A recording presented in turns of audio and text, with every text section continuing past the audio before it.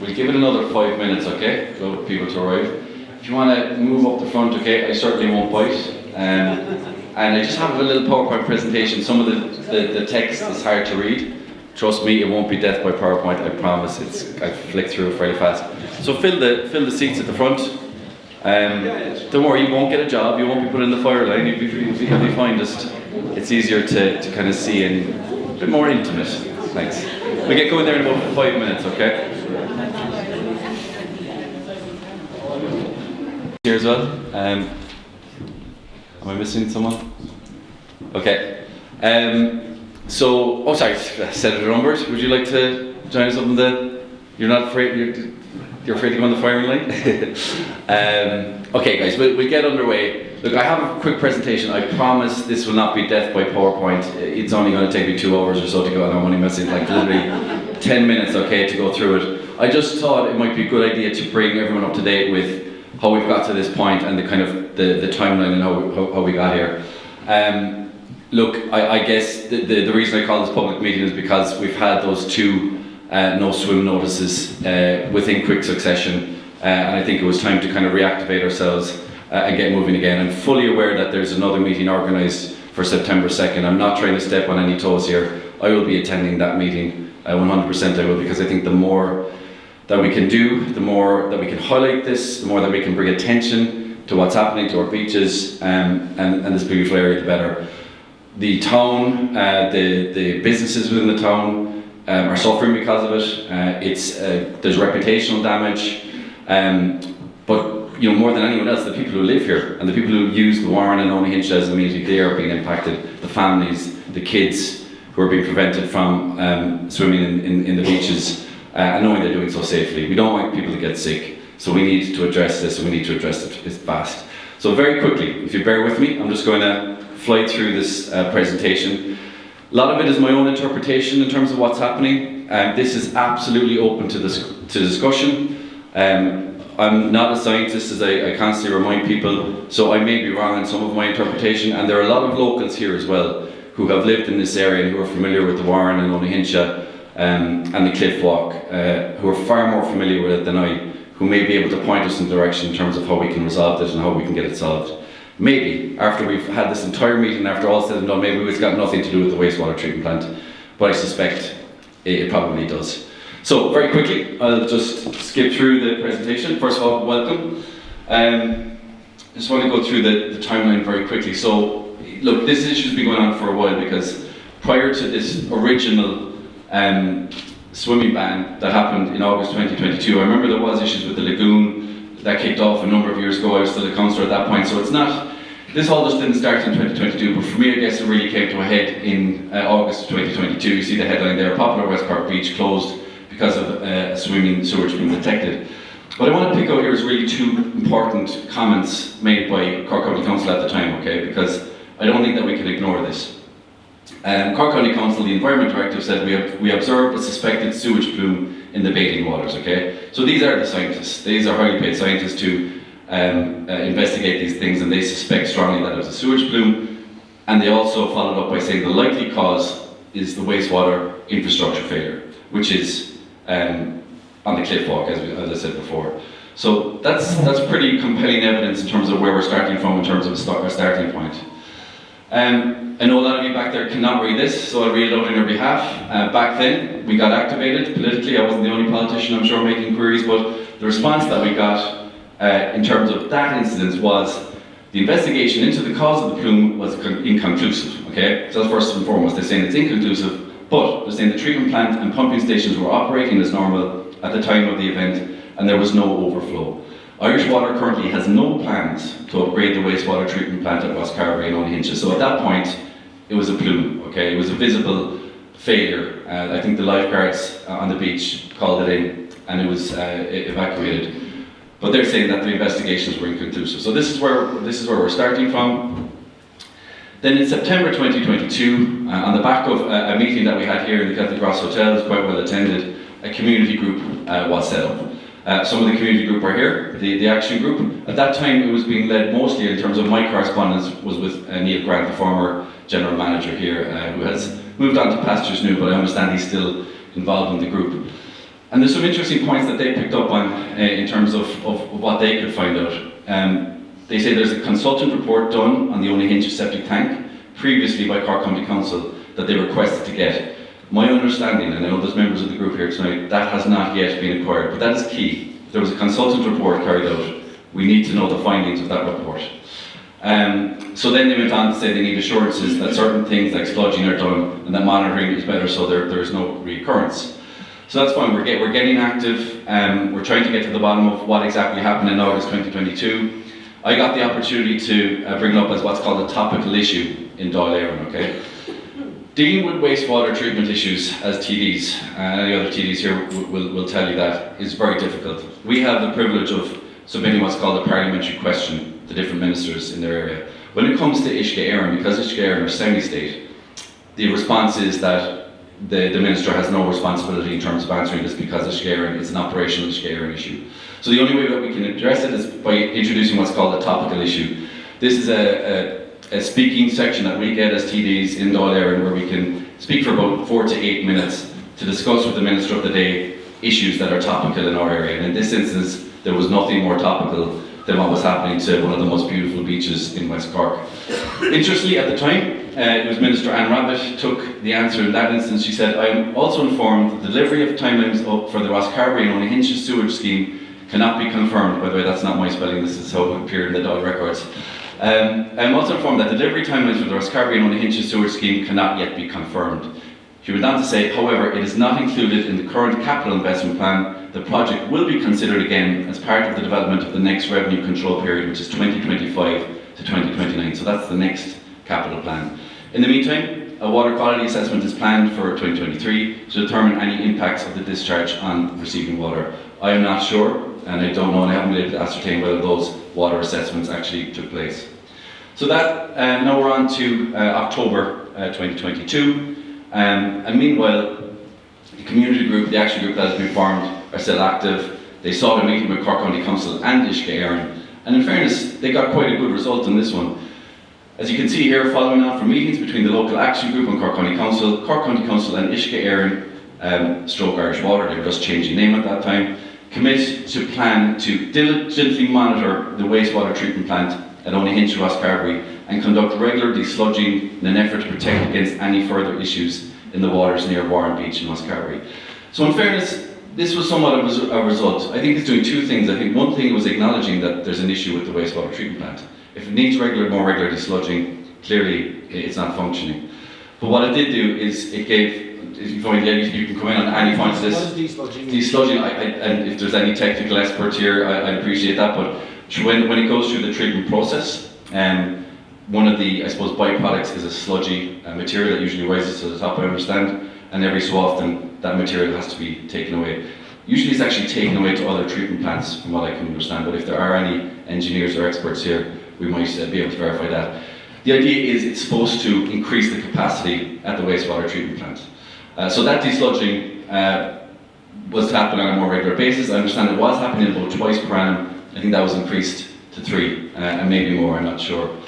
And the key thing here, and I still can't ascertain whether this happened or not, to diligently monitor the wastewater treatment plant. I don't know how that happened and what diligently monitor means, but we need to find that out as well. But this was an undertaking. But I think, in fairness, this gave people a peace of mind. Certainly gave us a peace of mind that, look, something was being done, and we will monitor it and see. You know, this will tell the story whether this is working or not. Clearly, it didn't work because, as we know, in July 2024, we had the suspected E. coli, as per this headline, which turned into confirmed E. coli, this time at the Warren. This called for beach closure. Businesses, surf school, coffee trucks that have their businesses down the Warren are devastated at this point. They have to move their operation elsewhere. There were swimming lessons or Irish water safety courses happening. They had to move their operation elsewhere. So the devastation that something like this causes is hard to overstate. It really is devastating. And then there's the whole reputational impact that it would have on the Rosscarbery area, which, as we know, really relies heavily on tourism. It's one of the most popular tourism towns in Cork, and it relies on people visiting. So this is doing reputational damage, but it shows that whatever Uisce Éireann were doing in the meantime, wasn't working. The sludging, monitoring, whatever it was, wasn't working to me. And again, this is my opinion and can't be conclusive. So Uisce Éireann's response to this, unsurprisingly, was, and I'll read this out because I know a lot of you guys down the back won't be able to see this, but I'll read out what I felt are the important parts. By the way, my PowerPoint skills are absolutely terrible, as you can see. It looks like someone has vomited all over the page here, but I did the best I can. I haven't used PowerPoint since transition year school, I'd say. So I'll just read this out. This is the response to that event on the 16th. Uisce Éireann carried out an investigation of assets in the area and found no indication of discharges that may have impacted on bathing water and contributed to the do not swim notice. Accordingly, Uisce Éireann are not responsible for the drivers that led to the do not swim notice. Okay? I'll skip the rest. They went on to say, it is important to note that bathing water quality is contingent of a number of factors, including rainfall, overflows from wastewater collection systems, runoff from roads, agriculture, private septic tanks, discharges, animal waste, and leaks and spills. Now, again, it's not for me to say whether or not any of these other factors that they're alluding to contributed to what happened in this event and the previous event in 2022. I have my doubts, but I think we have to keep an open mind here and keep all options open in terms of where it came from. So further, they went on to say, they talked about the EPA, the fact that they've identified a number of local water bodies, rivers and streams in the vicinity of the beaches which are failing to meet Water Framework Directive. I think this is an important point to make because, yes, there is a Water Framework Directive and we know that there are a lot of contributing factors to water quality. One of them, we can't deny it and bury our heads in the sand here. Agriculture, we know, does contribute to water quality. But that's why we have the Nitrates Directive. Okay, the Nitrates Directive dictates how much nutrient material can go into our water bodies, and we have quite a strict regime in terms of Nitrates Directive around here. But here's the point: we can't confuse nitrates and nutrients, okay, from agriculture with fecal matter, okay? And what causes E. coli isn't nitrates, isn't nutrients, it is fecal matter, and I think that's really important. Now, of course, the possibility of a slurry spill can't be ruled out. But I have my doubts, and I'll explain why later, and look, I'm absolutely open to opinions. So, they go on to say, at present, there are no upgrade works underway or planned for the wastewater treatment works. By the way, this update is from today, okay, so this is the position today. An impact assessment under the South Cork Marine Modelling Study area, which includes the Rosscarbery agglomeration, is at phase 1. So essentially here they're saying that their next step is to carry out a marine modelling study, which is putting these probes or monitors out in the water right across the south coast of Cork to monitor what's in the water, okay? You can imagine how long this will take, you can imagine how complicated it will be, and the licenses that they will have to acquire in order to do that. One of those licenses is called a marine usage license, okay? First of all, just to even get that will take 6 to 9 months. That's just to get the license to carry out this monitoring, okay? And then finally, the line I've highlighted here is that this analysis is expected to take further 6 months and completed by the end of 2026. This is after they've got the license, etc. So I guess the question we have to ask ourselves is, are we willing to wait around until these assessments are done, until 2026, and even then we're not even sure what the next steps are, or do we proceed faster with the evidence that I'm hoping that we can compile from this meeting, okay? So that's the most recent response.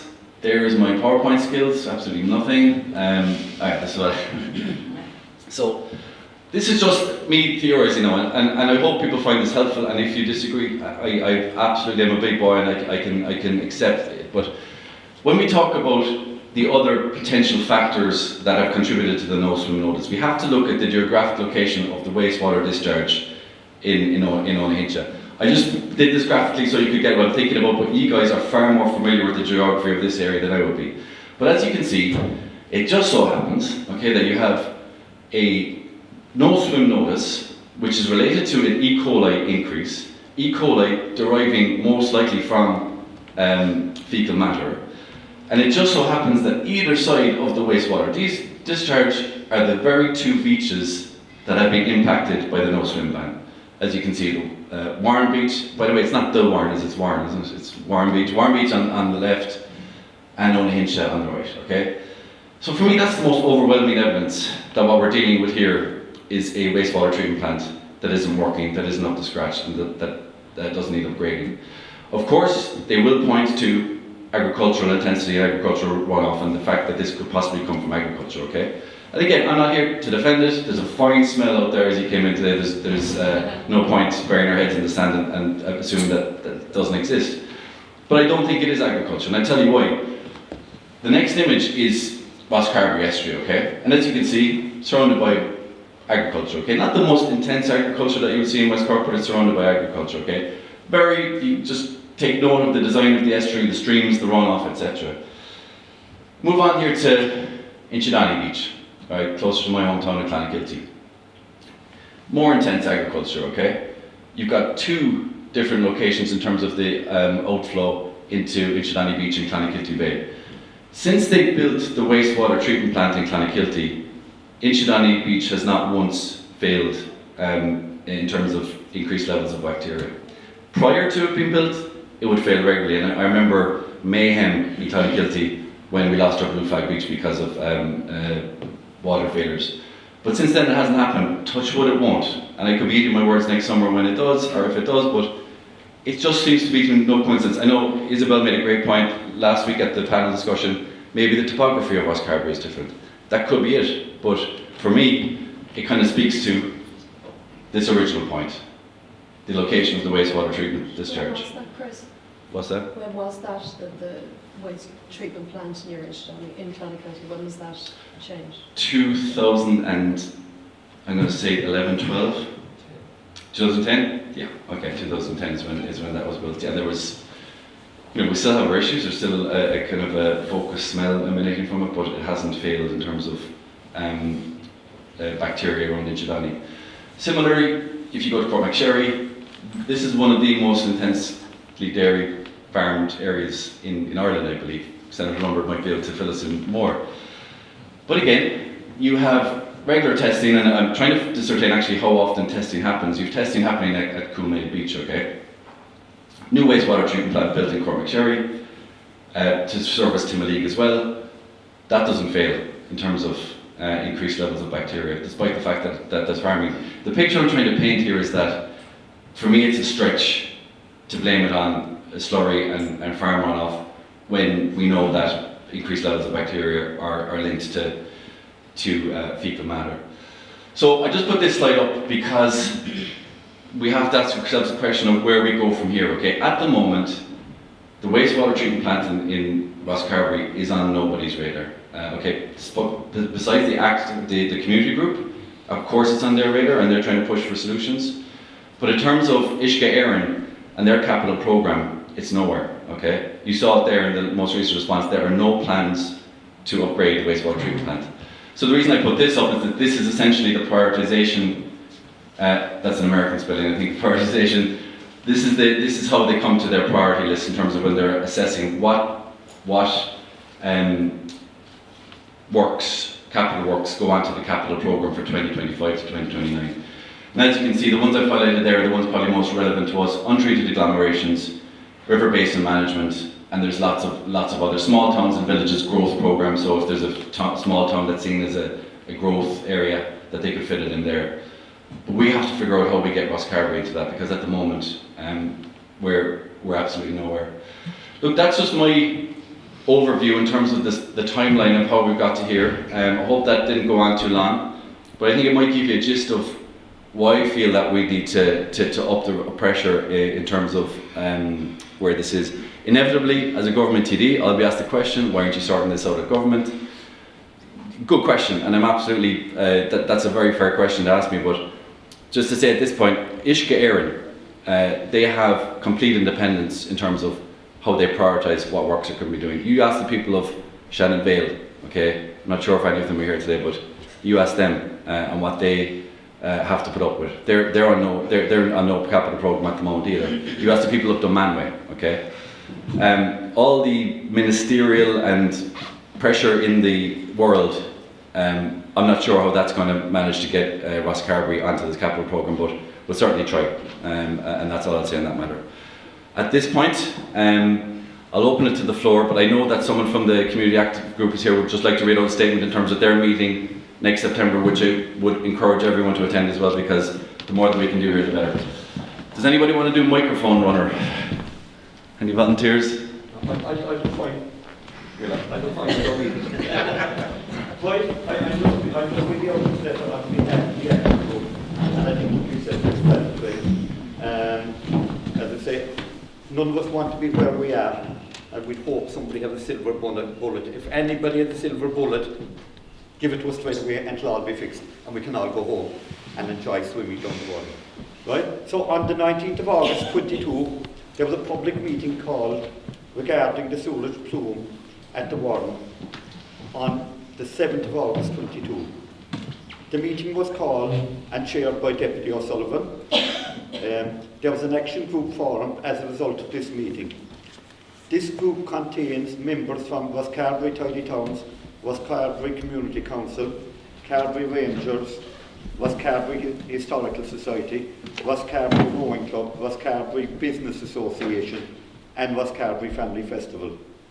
The group has been working for the past 2 years, and Deputy O'Sullivan has publicly credited work done, which were achieved by the action group on various platforms. No communication was made with the action group prior to the arrangement of the public meeting today. There will be an official public meeting held here in the hotel again by the action group on the 2nd of September.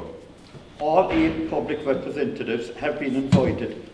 6 of these have already confirmed they plan to attend, including the county mayor. At this meeting, the action group will fully inform residents and businesses about the matters to date, a timeline for the works ahead, and all members of the public are encouraged to attend. That's it. Thank you. Thank you very much. Thanks so much for the update, and appreciate the work that you and your group have been doing. Again, we could go back in terms of the timeline in the recent weeks when different meetings were advertised, etc., but I personally don't think it helps. And again, I'm certainly encouraging everyone to attend that meeting also, because I think the more that we do on this, the better. What I'm trying to do tonight, I guess, is compile evidence. Maybe compile evidence to back up my argument in that we need a new wastewater treatment plant. But you know, if there's any other evidence or any other contributions, absolutely I welcome that as well. And again, I welcome any of the public reps that are here to join me up here, because I don't think it should be all about me. But if anyone wants to contribute, please do so now. And first of all, we've Johnny. I don't know if you can answer this, but where does the law come into this? Yeah, I can answer to the best of my ability. If they're found in breach of Have they been looked into? European regulations, I think the EPA have investigated them, but I'm not sure whether they've been found to be non-compliant. Is that not where you'd begin? Possibly, yeah. Because it's happening within a 10-mile radius, just in this part of the country. What's happening in the rest of the country? If you know what I mean. Yeah. We're talking a 10-mile radius. There's 3 episodes which are one of them very serious, going on for a long time. So what's going on in the rest of the country? So like, there's laws. If we break the law, we get in trouble. But what's the story of this gear? And can they just do whatever they want? That's a really good point. It comes back to, so first of all, there are a lot of ongoing cases, there are a lot of successful convictions in terms of Uisce Éireann failing to comply with water regulations. Like that has happened. They pay fines, okay, but in the end of the day, we're paying the fines because we're the taxpayers. And someone was making the point last week in terms of when we talk about farming again, and when a farmer is found to be non-compliant, either in terms of slurry storage or stocking too high, they're docked. Like their basic payment is docked, and they pay big penalties. You're right in terms of Uisce Éireann staff. I don't think they get docked pay for failing to be compliant. I'm not aware if there's a case with the EPA in relation to Rosscarbery. It could very well be a good place to start. I don't know who takes that case. Is it the EPA take the case themselves? I'm not sure, but perhaps someone else could highlight that. Senator Lombard? Yeah. Thanks, Sean. On that point, I just want to bring some clarity to it. So there's something called a Section 64, which where the EPA take an action against the local authority or Irish Water. It's very rarely done. It was done in my part Warren and Belgooly in the last 2 years, where they officially take that legal action against the actual local authority, in that case, or they're running the treatment plant. Off the back of that, we've had significant works done in the water treatment plant in Belgooly, brought up the standard to some degree, not up to the appropriate standard. There's still a bigger plan to put a new treatment plant into Belgooly. What you're really asking for is did the EPA take a Section 64 action against Irish Water or Corporate Council? And the answer is no. We asked the director of the EPA about this issue, and she came back to us quite clearly that they have not taken any action against the Irish Water or Corporate Council regarding Dunmanway or what's happening here tomorrow. They are looking at Section 64 in Shannon Vale regarding the management of what's happening in Shannon Vale. So I think it's something we should pursue. I think it's something that is a logical argument that the Section 64, which is a part of legislation in 1991, needs to be moved against the local authority or Irish Water in this case. Why do you say the local authority or Irish Water? Who is it? Who's responsible? So my understanding is, and I'm open to correction, that Irish Water are now officially running it, but Corporate Council were managing it on their behalf previously. So it's basically Irish Water is the entity, but it was Corporate Council engineers which were involved in running the plant on their behalf. Thank you. Corporate Council used to, after the establishment of Irish Water, which is now Scare, Corporate Council had a water services team. They now no longer do. Corporate Council still carry out the testing, but man, that testing that they carry out is the data belonging to Rosscarbery, and even Corporate Council can't use that data or analyse it. You instigated the EPA investigation into what happened in Shannon Vale. Do you want to kind of explain how that came about, or what process you went through? Oh, good lad. The microphone. Hi folks, I'm Evie Nevin. I'm also a member of Clean Water Clonakilty. We're dealing with the issue of Shannon Vale. I don't know how aware people are of it. Basically, for the last 27 years, there's a wastewater treatment plant that's failing. It's leaking into the green area in Shannon Vale, subsequently going into the river. So, like I said, we're on 27 years, plenty of dawn motions, plenty of PQs and everything that Christopher and our other public reps have put in. Mr. O'Brien came to visit the area as well. Unfortunately, it has led to nowhere. During the local elections, I contacted the EPA, I contacted Irish Water, I contacted Cork County Council and asked them to meet me there at Shannon Vale so they could see it for themselves. And it was actually quite productive because the EPA physically saw it. They went around and they did testing. They subsequently did a report, made recommendations for Irish Water to basically fix the issue. And unfortunately, Irish Water are still coming back and saying to us, look, we're not really going to do much in the near future. So we are now looking at our own options now in Shannon Vale on next steps, whether that's legal or pushing the EPA to prosecute Irish Water, because they do have the ability to prosecute. So if any of the committee here want to get in touch with us and maybe put our heads together, and maybe that's between what's happening in Dunmanway, what's happening here, what's happening in Shannon Vale, maybe all of us working together, you know, power in numbers, and maybe we can progress together then. Did Irish Water acknowledge that they're at fault and just said we can't do anything, or they still deny fault? They basically came back, and you might correct me if I'm wrong, that they came back and they said that they're looking at putting it on the 2025 to 2029, I think the investment fund, but they're kind of saying really now that unless the EPA prosecutes, unless it's brought to court, anything like that, that they're not going to be in a rush to do it. And it's gone on 27 years now, so, you know. Yeah, but that's a different question. That's will they have budget or not? If the EPA pursued them saying there is a problem, are they blatantly saying we know there's a problem and we're not able to do anything about it? Or are they saying we don't believe you? No, they're saying that, you know, they've responded to the EPA, but again, it's like they're not going to do anything until they're forced. Which is different. Yeah. Just in terms of what the Shannon Vale, and it might kind of highlight how far we are in terms of Rosscarbery. If indeed it is, you know, I think the first stop here is for Rosscarbery to acknowledge that there is an issue, because at the moment they're not, and that's step one. In terms of Shannon Vale, there's a stages. There's stage 1, 2, 3, I think up to stage 5 before you actually complete the works. Shanvale used to be at stage 3, which was getting planning for the actual solution. It's gone back to stage 1, which is assessing the options. So you can see how frustrating it can be in terms of progressing these wastewater treatment plants. Yep. In relation to the EPA and Warren, I worked with EPA during the local elections and we put in an FOI. The EPA did inspect after the first contamination that you referred to of the Warren, the sludge plume or whatever it was called, and they inspected the wastewater treatment plant and made a number of specifications, one of which was that they had to put a baffle, because they found there was no baffle or a coarse filter to prevent... What's this, a baffle is like a screen, isn't it? Yes, to prevent nappies and wipes and things like that going into the plant.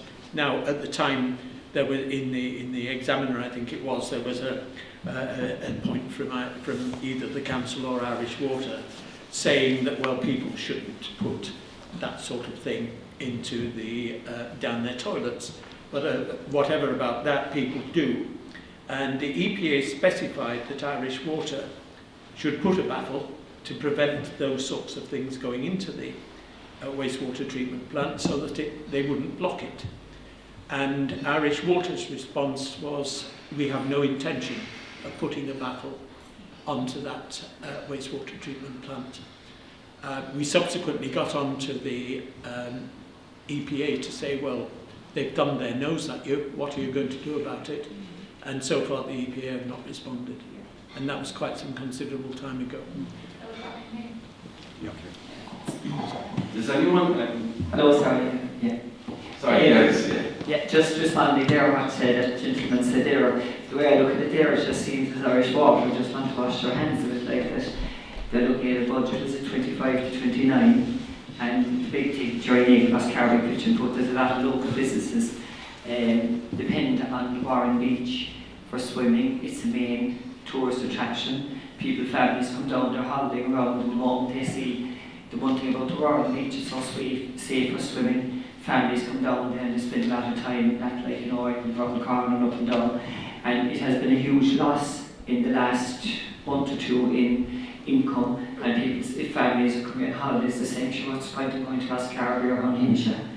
You know, like, and a couple of years down the line isn't much good, like, you know, so I think it's vital that, you know, the group here and the next meeting that we keep on top of it, like, you know. Yeah, and it's the whole Blue Flag starts again. Again, everyone, you know, turn me up tonight, but we need to keep on top of it, like, and, you know, just whatever can be done, like, you know, as this lady said about Shannon like, if you're 27 years waiting to get something sorted, it doesn't look too good for our complaint, but I would feel as a local person, my general thing, and I'd be down to Barn every day, I would feel, I'd be kind of agree with Christy said that if that plant is not operating properly down, like, you know.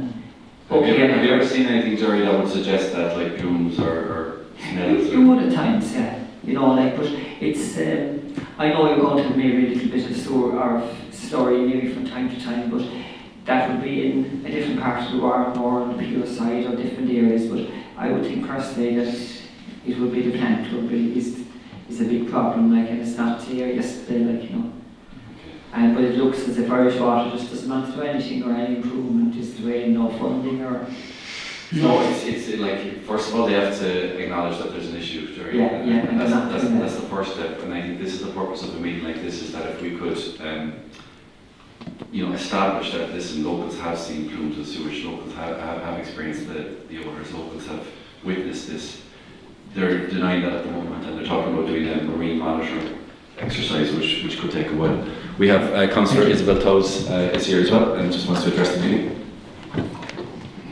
Thanks, gave me your mic. Yeah, I do think we need to focus on getting Ishka Erin to acknowledge that there's an issue at the wastewater treatment plant. And regardless of the other issues, I do think there are other issues, but the wastewater, it's really clear that is probably the main one. And the EPA have labelled the wastewater treatment plant as amber status, meaning they say it has capacity for the population even in holiday season, but it's not reaching, the effluent coming out of it isn't reaching its own like quality standards, so it needs to be upgraded. So that's the EPA saying it needs to be upgraded, and Ishgaren are just saying we don't believe them. That's why we're doing this marine study, which will take years. So they are avoiding the issue, and I do think it comes down to funding. Like their priority list of what they work on, I think it was on the slides. Like number 1 is areas that don't have any wastewater treatment processing. Like yeah. And the other one is where they're being taken to court. So that's all they have the money to do as well. So I think, you know, we've given away this utility, our water utility, to a private semi-state. So, you know, that's broken down communication as well. You know, at least if we kept it within the state, the minister would be answerable. So yeah, and I don't want to focus too much on the agricultural side of it, even though I do strongly believe that has a part to play in it. I suppose I just want to mention that I think we do need to tackle both. Out of the 22 restrictions since 2013, as in warnings for red flags due to E. coli, 13 have been attributed to wastewater and 8 to agriculture. And I was speaking to a farmer this week who said, sure, yeah, like it's slurry season at the moment, it's raining so much, and it's really unfortunate, like farmers need to spread slurry for their grass to grow. You know, there's so many, it's a big issue, and the 2 rivers leading into the Warren are both polluted. 50% of our waters nationally, I think 46%, are at moderate to bad status, and Chagask, the agricultural body, and the EPA?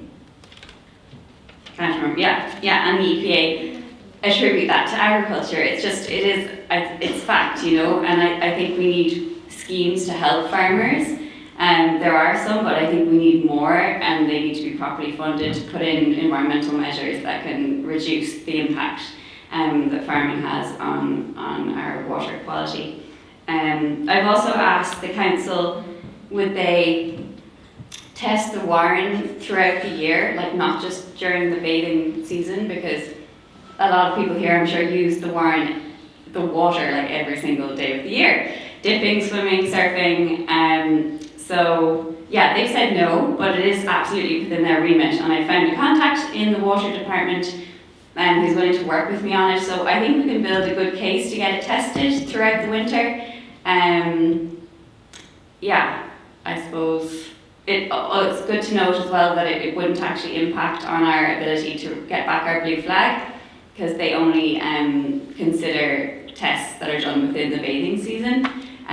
Because it's likely that there would be E. coli warnings in the winter when it rains even more. So yeah, I suppose I've loads to say, but that's it for now anyway.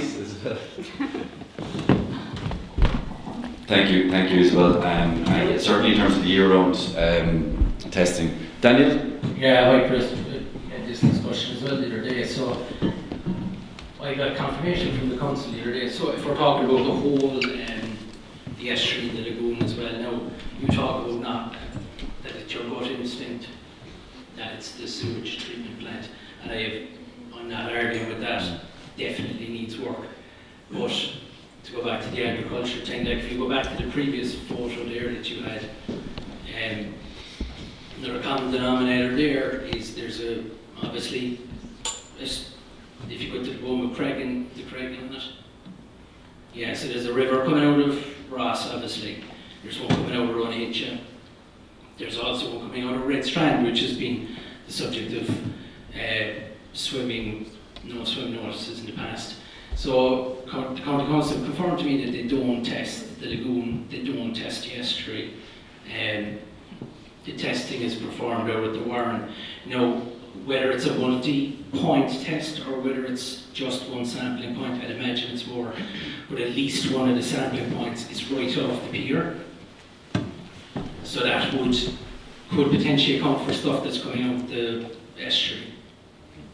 So the bottom line is anyway, we can't rule out agriculture unless we test the lagoon and the estuary. As I said, after the rains last weekend, the thunderstorms, the water is full of suspended solids. It'll be the same. It improved later in the week. It'll be the same now again after the rain. We had a presentation as well the other day from Law Pro, which is the local authority water project, and they had the previous testing that was done in the lagoon and the Teneal stream, I think it's called, was between 2016 and 2021. Obviously there was multiple tests done then. The Teneal stream and the lagoon were both classified as moderate, so the pollution, it was moderately polluted. Were they testing for bacteria? Yeah. And were they finding traces of bacteria like E. coli? Now there's also a test result from 2019, I think, carried out by the council and the lagoon. It seems to have been a once-off, which had very high E. coli tests for the eastern side, but almost non-detect for the western side of the lagoon. So there's obviously something going on, but we can't be sure unless it's tested.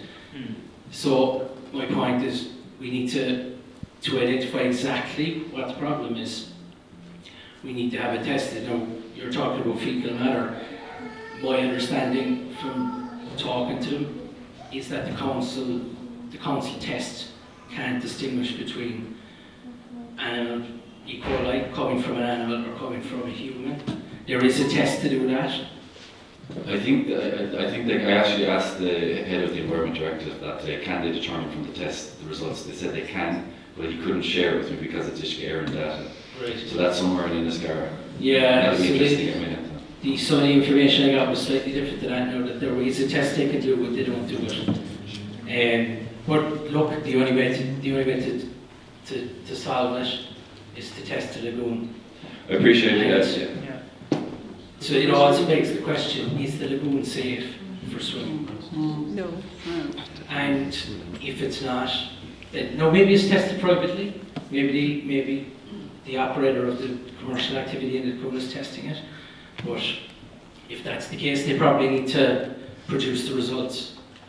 Because there's at least one. It is moderately polluted according to their EPA tests, and there has been a test on the lagoon before that had very high E. coli results from the eastern side of the lagoon. So, and as you said the other day, the building of the causeway doesn't lend to the lagoon being washed out as such by the tide.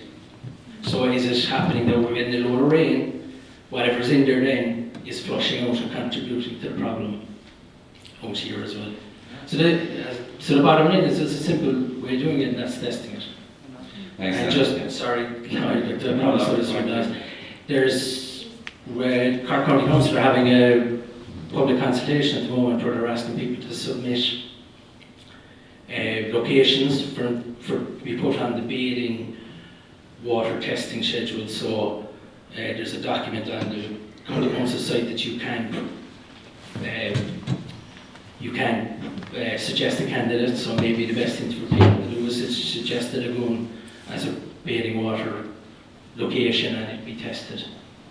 Thanks, Daniel. I understand the reason that the lagoon isn't tested is because it's not deemed a bathing water area. But it does. But it does. Yeah, no, I'm just saying that's the reason they don't tell it. I'm just they're going down slides from that. I don't know what they're doing there more than I know, but I'm just giving, when you ask the question, it's not being tested because it's not considered a bathing area. But again, and I appreciate your point, and we have to keep an open mind on this, but you mentioned about the two streams entering in from Warren and Onahincha, and we're like Inchinani, two bigger streams entering from the same area, and I'd imagine that's Virgin Mary Bank there dividing the two beaches. If you had a wastewater treatment plant on the Virgin Mary Bank and it was dated and out of age, I doubt you'd be getting passes on either of the Onahincha beaches. But again, that's just why I think the source is same here. Like, I mean, Culminane doesn't fail, Garrettstown has its blue flag, yet you have this big estuary with incredibly intense agriculture on the side. But again, 100% agree, keep an open mind. If you want to go and test it,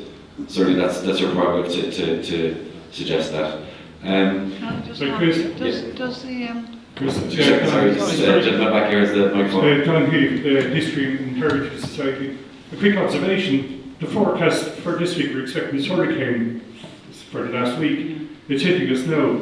I've been watching slurry tankers going through Newtown all day long. So try your own conclusions from that. Okay, and we'll see if what the results on the beach test up. I'm not sure when they actually stopped testing. Yeah, sorry, this lady here. I just wanted to say, does the Long Strand get tested at all? I mean, I've seen really severe big plumes there in the last 2 or 3 weeks. And I've noticed this summer there's been no surfers on it at all, so I presume that community knows. And it's absolutely revolting and it's smelly. So where's that coming from? There is no severe agriculture. There's no agriculture at all around the Long Strand, is there? Sorry. I'll try and answer that one again with my limited scientific knowledge, but I was called down to Ring village near Clonakilty recently, and they were convinced that they were seeing excrement flow up through the estuary. And for it looked like fecal matter, absolutely, and it smelled like it too, okay? So we were alerted because we've got a brand new wastewater treatment system. We were concerned that it was failing, and the Clonakilty crap was coming down the estuary and into Ring. And so we met Ishka Aaron down there. In fairness, the local officers, who can be quite responsive, met us down there and said, look, next time this happens, get onto it straight away. So it did happen again. Came down, and they did suspect that it was an algal bloom. They came down again. We took samples ourselves because we didn't trust Ishka Aaron. Ishka Aaron took samples, sent it away to be tested, and indeed it was an algal bloom. And what happens is you get this build up, you get this algal bloom. First of all, it starts off as sea lettuce or greeny algal bloom. Then it desiccates and dries up. It dries up and turns into that white, crusty substance. When that white, crusty substance then goes into the water, it goes brown and it looks and smells. So I think that's what you're seeing. I could be absolutely wrong. But it is caused by nutrients. It's caused by excess nutrients. Yep. Hi, how are you? My name is Amanda. My name is Queen. Can I just, moving aside from the Ishka Aaron and to the community impact, I'm just curious that, does anybody have actually concrete figures, or as close as you can get to concrete figures, about how much tourism has been impacted in 2022 compared to 2023, now later on in a few months, 2024? We heard at home that there were a few people who had gotten ill after swimming in the Warren, which they claim again this is very difficult to prove, but do we have those stories lined up with local businesses? Jerry, how much do you think that this is impacting your business? Can we get those figures? Because I think, and I'm based in the UK full time, I think that this is happening all over the UK, all around the UK, the same thing is happening, and I think local communities are going through the same thing. And when it comes to getting wider media coverage and actually attention on this, it's actually those stories and those figures cut through. So I'm happy to help anybody put together kind of narratives and stories around that, if anyone wants to. That's an amazing offer. Thank you so much, and I think we should absolutely take you up on that. But if you don't mind, I'm going to put Shane on the spot here to answer your question, because there are a couple of businesses that are actually based directly down on the beach. It's impacting all businesses here, the towns, the town centre, businesses in the town centre, but the surf school, the coffee band, etc. down on I think it's impacting most. So Shane, I'm sorry to put you on the spot, but you might kind of give us kind of anecdotal evidence in terms of how footfall has been impacted. Yeah.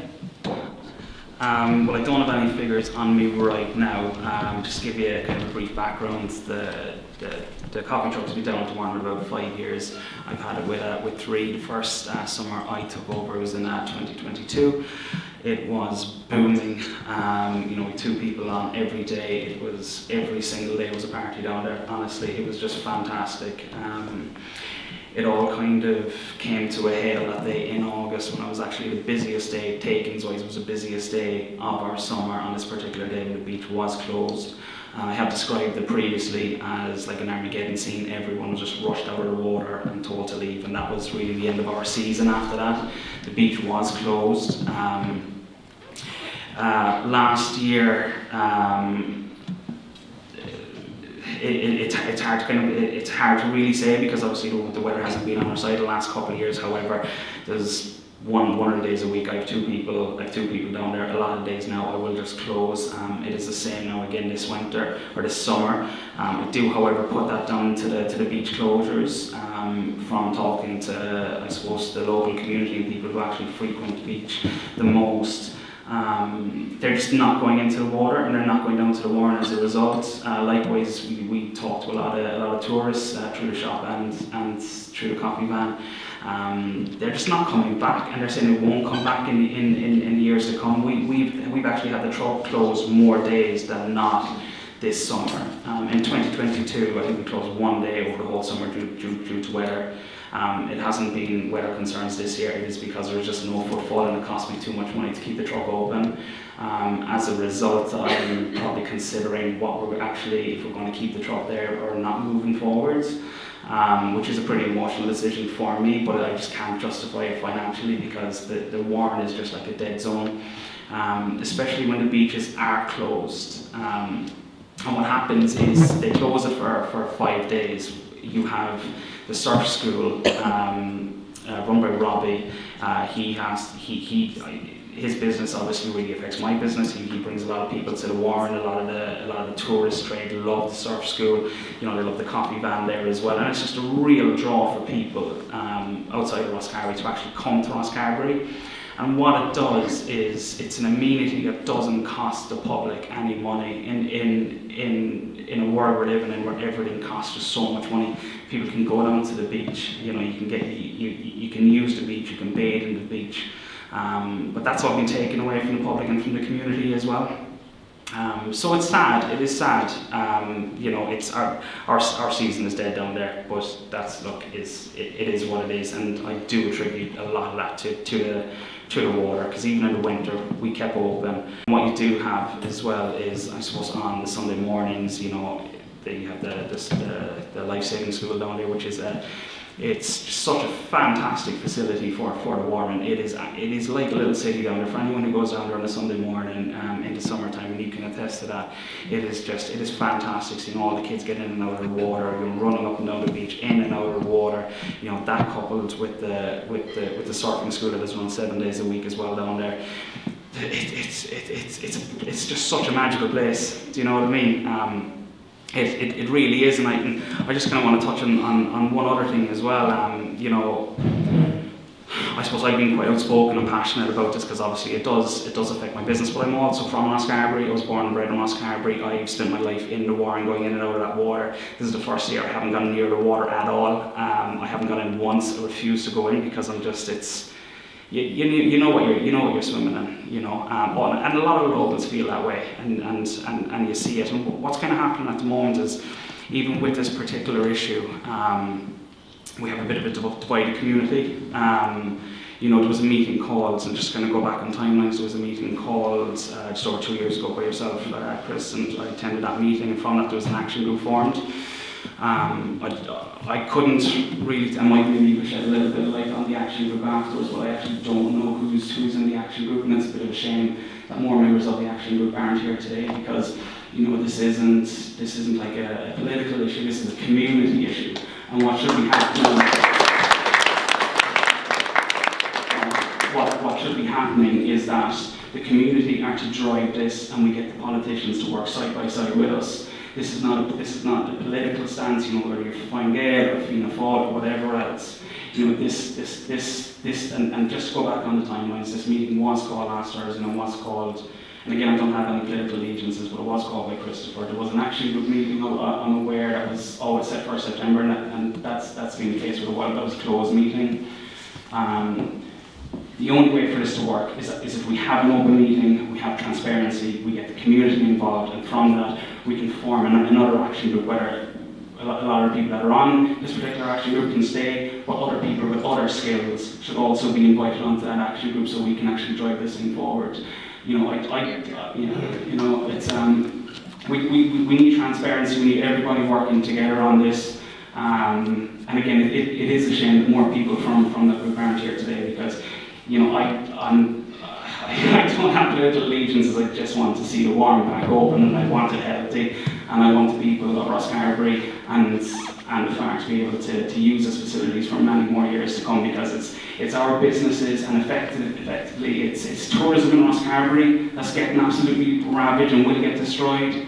You know, it's every business, and that's including, you know, the pubs, the shop, you know, obviously the pitch and putt course. It's everything. So I hope that the community isn't divided on this, because I think it has been a bit of a laughing stock over the last couple of weeks. So I hope we can all get together and really get to the bottom of this.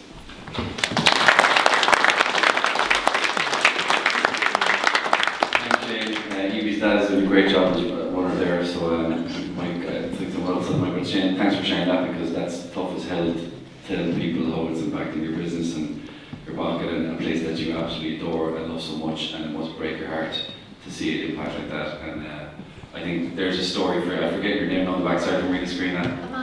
Amanda, I think you have plenty of those stories that we could share. Yeah, anyone else? Seamus? Yeah, Christopher, thanks. Look, just again reiterating the point from everybody else, we're all here because we want to see the warm. I guess back to it should be open for bidding, open for use for everybody.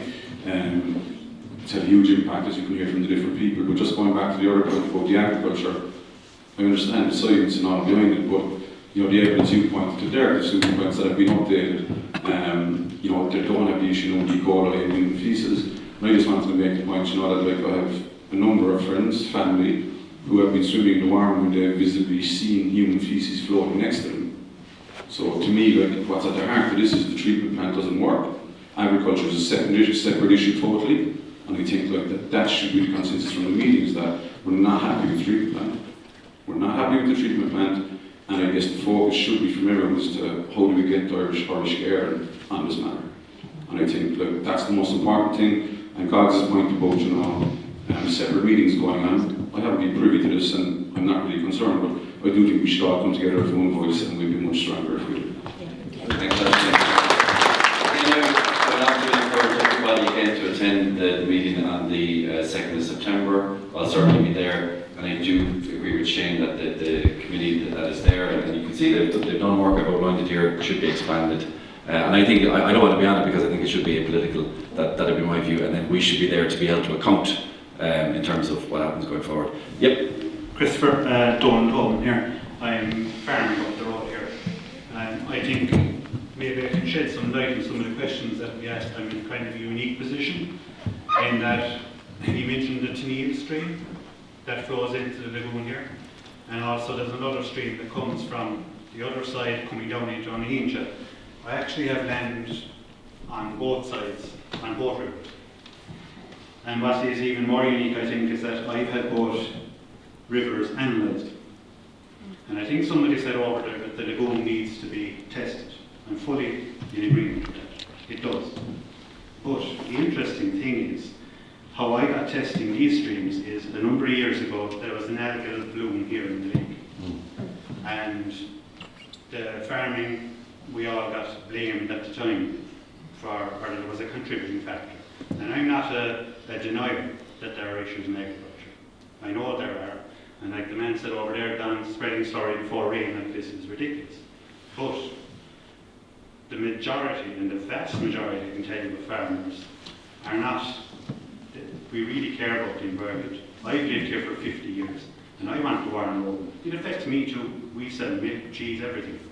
And when people aren't coming here, it affects my pocket. It's of no interest to me to be dumping slurries of valuable nutrients.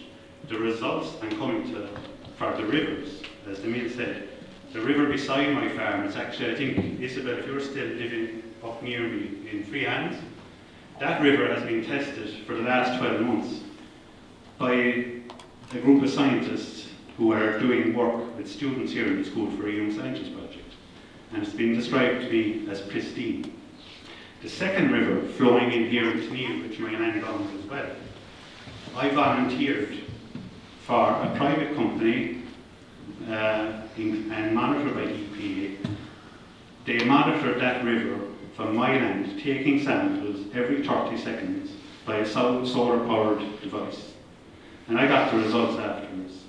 And the river was described, in comparison to most rivers, as being really healthy. There was lots of kick tests, and I know they're very basic tests, but there was a lot of invertebrates and everything in that river. I can see fish there every day. There's otters there. It's a really healthy ecosystem. What I think, Danny, I can't see you from here, but like you said a while ago about testing the lagoon. The lagoon should be tested because it was very interesting when the algal bloom occurred here in the lake. We did all this testing in the rivers, but at the same time, there was vans and trucks around all the mill road and around here for a couple of weeks, checking all the system for the sewage going out to the Cregan, or out to the, what they call the treatment plant. And all of a sudden, this algal bloom stopped. Now think about that. There were weeks working there. I am under no illusion that the problem here is raw sewage. I'm not denying agriculture could be contributing, but it is tiny. And furthermore, if people do their investigation and find out what is happening as what we are told is a treatment plant, there is very little treatment going on there. If you ask me, it's a pumping station. And that's all it is. And like I say, I think what Shane said is excellent. We all live here and we want this community vibrant, we want tourism, it helps us all. But don't split the community by blaming different sectors. Agriculture has a role to play, a massive role. But I have the evidence to prove that the major contributing factor here is not agriculture. It is indeed what's going on out there in that pumping station. And like, if we can work together, the two groups should join up and get political allies behind all this. The farming organisations are here as well. So let's not divide the community. Let's unite and work this one out and get the whole thing right.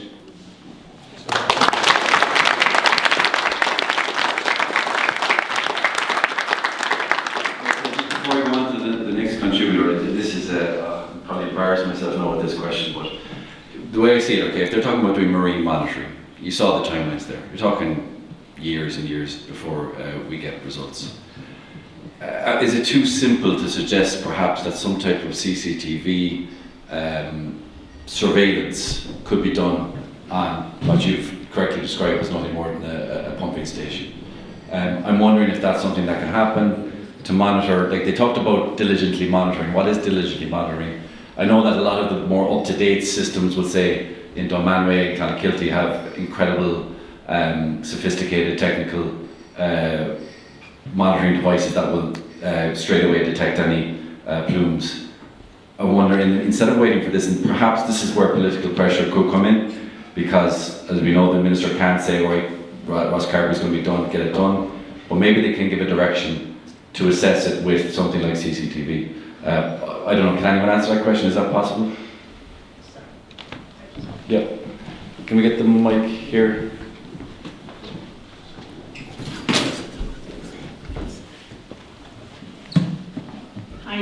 Sorry, I just want to make a comment. I'm not the best on the microphone, but anyways, I'm in tourism with the last... You're amongst friends. Amongst friends, okay, that's it. In tourism with the last 20 plus years, and I think number one, we're a victim of our own success. We have a census that's taken out, and they know the population of Rosscarbery in general, and the time of the year that's taken out. But in the summertime, our population explodes. I think there should be a census done of the population in the summertime, married up with what the treatment plant can cope with, and that's my take on going as an answer of trying to get an answer to this. Very good said, and look, Councillor Isabel Thowes already suggested the fact that it's amber list means it's struggling in terms of capacity, and you can imagine it's probably struggling more during the summer months. Yep, we're right here. I'm already there looking up. Sorry. I just wanted to just to add in something myself and Matt are both here representing Cork Lifesaving and the art. We both teach coach and assistant coach on the Warren every Sunday morning. There's 200 children every Sunday morning aged between 8 and 18. And this this program is in jeopardy of closing. The children that we teach are completely aware of, and often, you know, we teach them boarding, we teach them swimming, all the surf life saving skills, and they don't want to board out to the pier because it's filthy. They see, you know, poo and all kinds of stuff floating around them. They're very vocal about it, and I would like to give the children a voice, you know, because this is, anyway, I just want to say it's an absolute disgrace. It's our children are seeing this. It's so obvious, and you know, it's tourism, but it's also life and community here, as well as tourism. You know what I mean? So it's you know, it affects everybody, and I just wanted to point that out. Have you anything to add, Matt, to that? I think you summed it up there. Very nicely. Sorry, could I?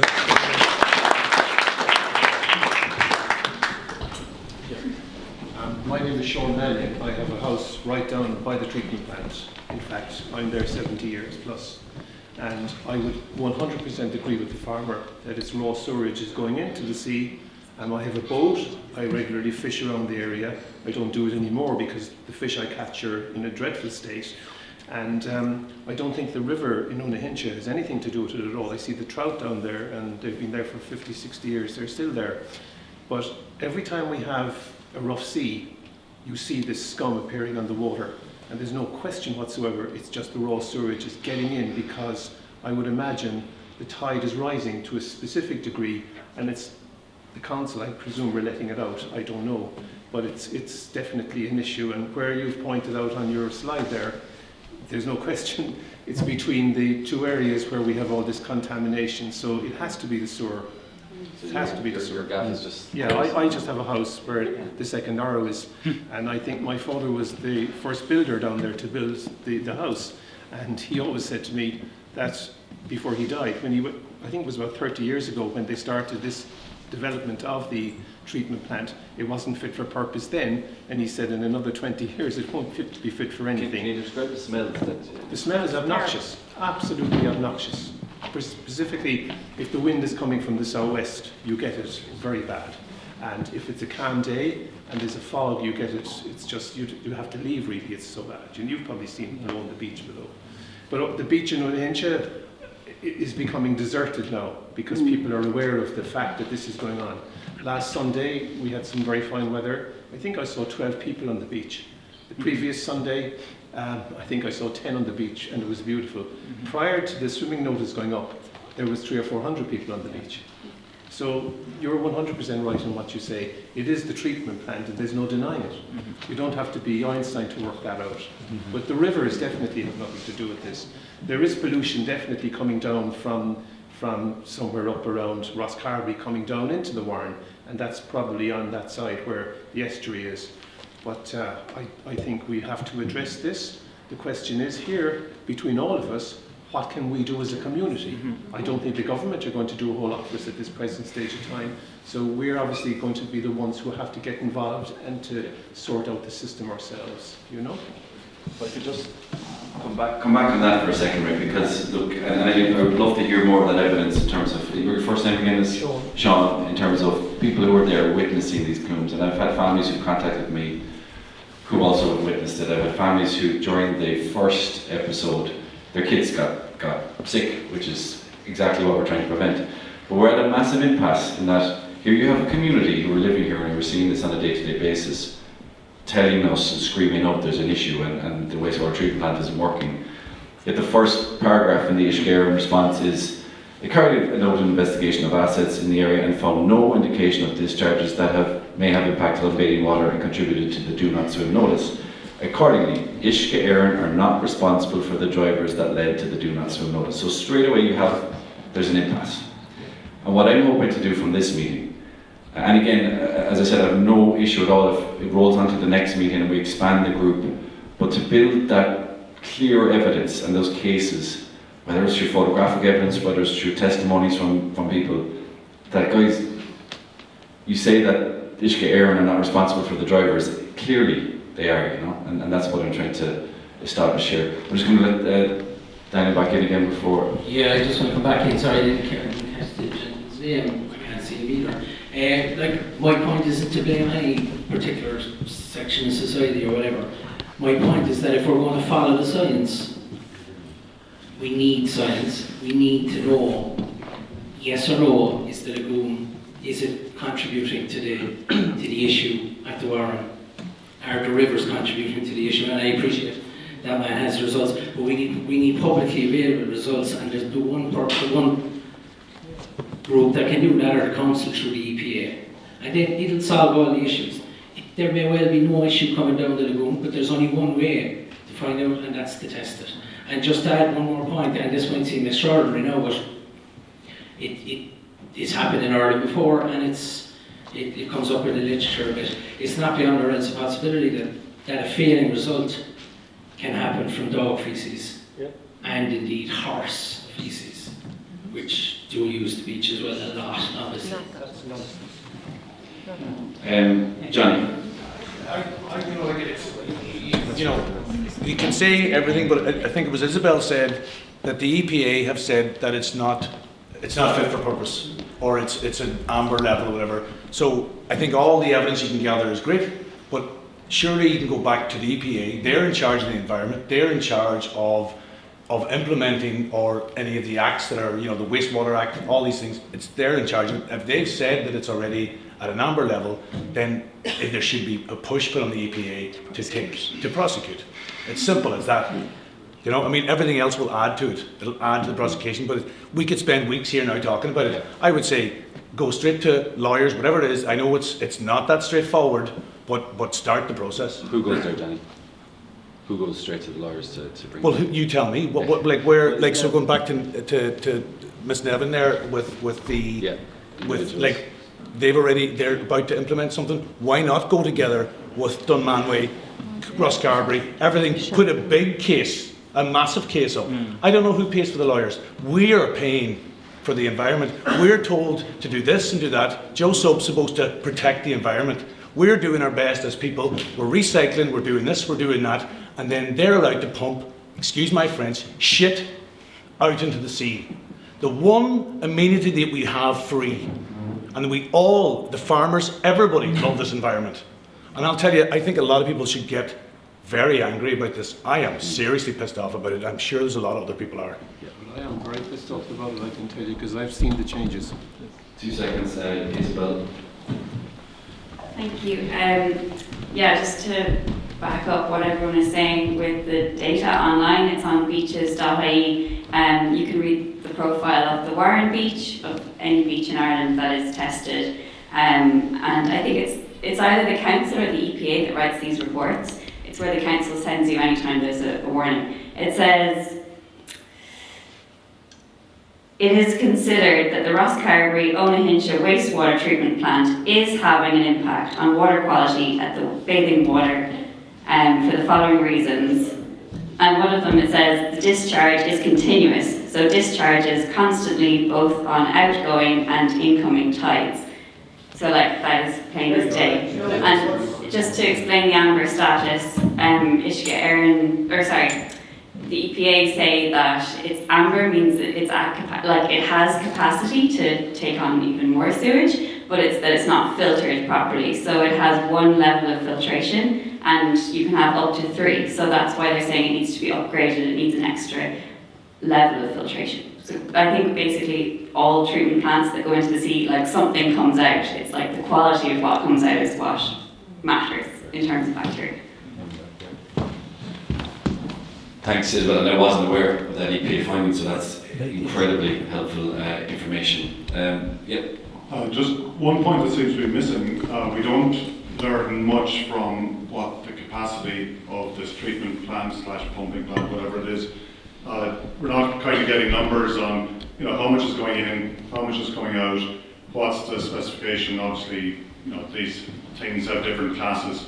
HKR seem to jump past that and go, well, if the water's not bad, the thing is okay. And it's how does that thing compare with the amount of stuff that's coming in and the quality going out? It's just a machine. That data seems to be missing from the discussion. The system is so rudimentary. It's basically, as you described earlier, it's basically a pumping station. It's the treatment is the most basic, ancient technology ever, whereas everywhere else you have these more modern systems that read and monitor all of that.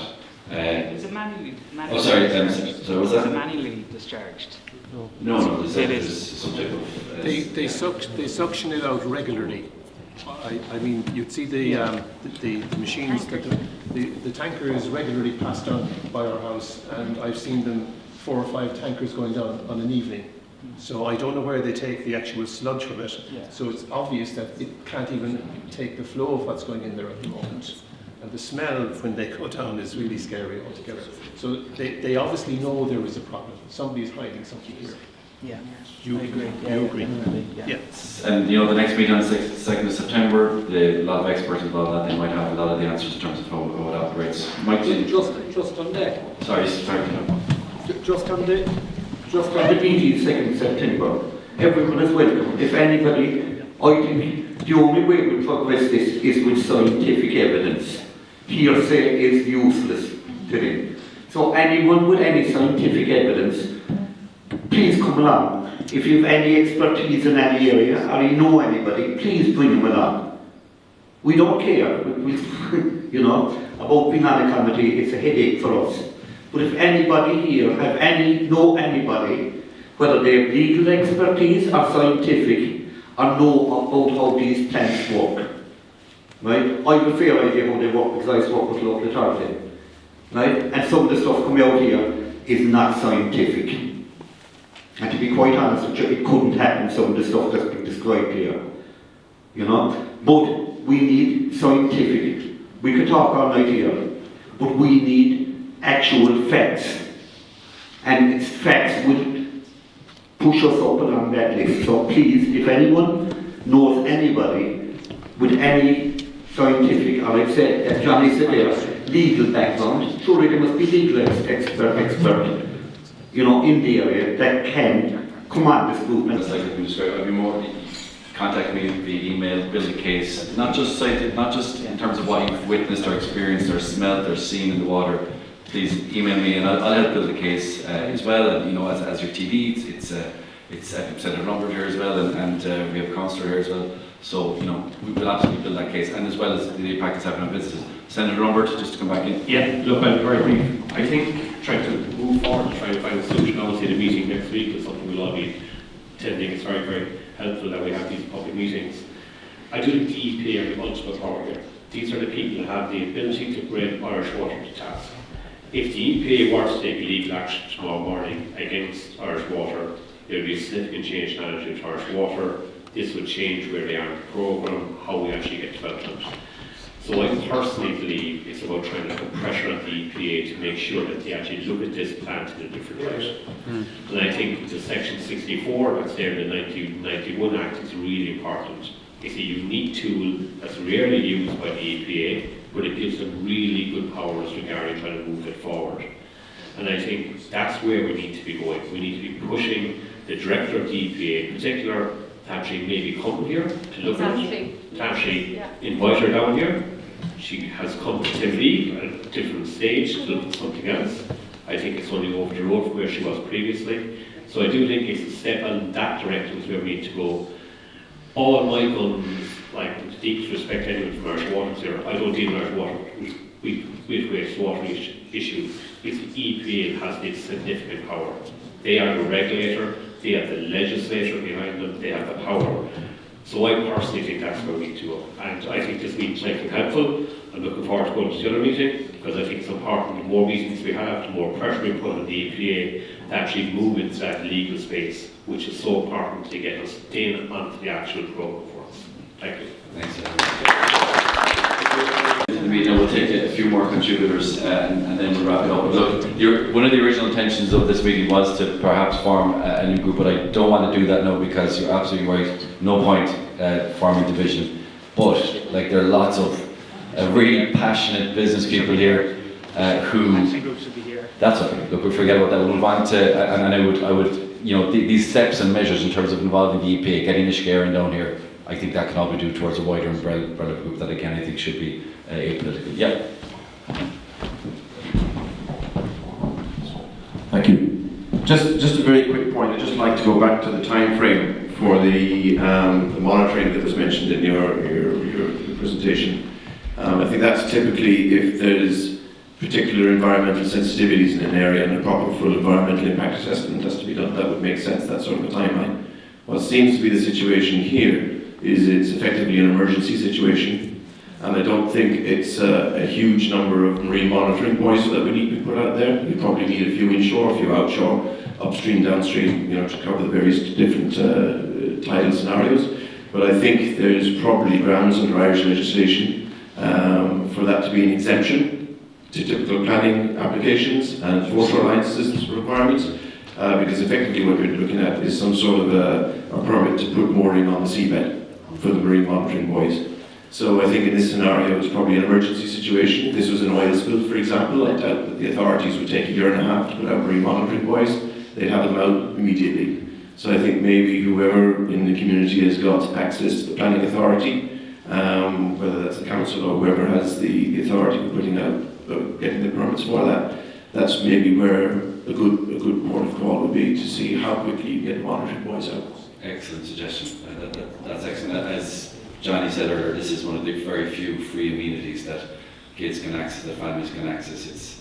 It's impacting the businesses in the town. It's impacting training of our future lifeguards who are saving lives. So if that's not grown for emergency measures, I don't know what is. Anyone else? Yes. So I suppose there's been loads said, as everyone said, and I think really the EPA is where we need to go. So who asks the EPA to come to the meeting 2nd of September? Who has that power? Does anyone have access? Yes. Do we know? No. Of course, we can 100% we can put in requests. We can't compel them. We can compel them to come to Oireachtas committee meetings, and we can they are Uisce Éireann and EPA actually both attend Oireachtas committee meetings. I know Senator Numbers on the Agriculture Committee where the EPA have attended. I'm on the Environment Committee where Uisce Éireann have attended. So they are accountable for us in that committee settings. They can be compelled. I think so far they come of their own volition, but of course your Dáil deputies, your public representatives can absolutely put out that invite. And look, the committee that hopefully will be expanded at the next meeting will have their own kind of abilities to correspond as well. So if you have the power to ask, so sorry I missed your name from the committee. Mike, do you know if they've been invited already, or is that something the committee would be welcome to Christopher and all of the public representatives here to ask to get EPA to that meeting? Would that be possible? Well, the public can invite anyone they like, you know what I mean? Say that again. I presume the TD and the councillors there and the senators would be in the best position to encourage these to come along, and by all means they'd be more than welcome. That sounds like definitely a first step, right, to getting the EPA doing what they need to do. Bit of work for us. I think are we okay to wrap it up? I mean, if anyone has other suggestions in terms of how we drive forward, but I'm conscious of the fact that there is another meeting, and conscious of what Shane has said about unity in this. And I know, like, you're like another meeting. God, do we have to go through all of this again? But I think it's been helpful in terms of airing it, and that suggestion from Amanda and Rita Screen in terms of putting this into some type of press release or getting the media's attention. It's already had a bit of attention, which I think has been one of the benefits of what our calling public meetings. I think that's pretty good. So are we okay with that? Anyone else have any other comments? Petition, yeah, absolutely. I think again that has to be started not by a politician but by the local group. I think that would be helpful. Thank you so much for coming. And thank you. I'm giving free tutorials on PowerPoint presentations on a weekly basis. Thank you, bye.